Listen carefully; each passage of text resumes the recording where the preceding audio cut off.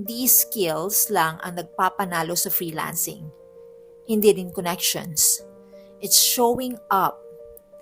It's consistency. At kung wala ka nun, sorry, pero matatalo ka na mas masipag kaysa sa'yo. Alam mo, ang dami ko nakikitang freelancers na sobrang galing. May mga skills, may experience, may mga portfolio pa. Pero bakit nawawala rin sila? Kasi they only showed up when they felt like it.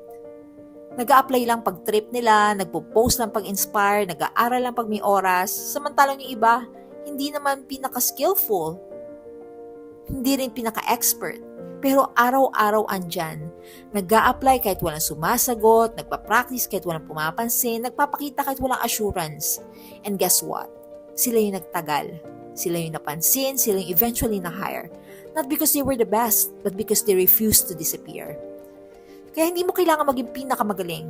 Kailangan mo lang maging patient, consistent, at mag-show up.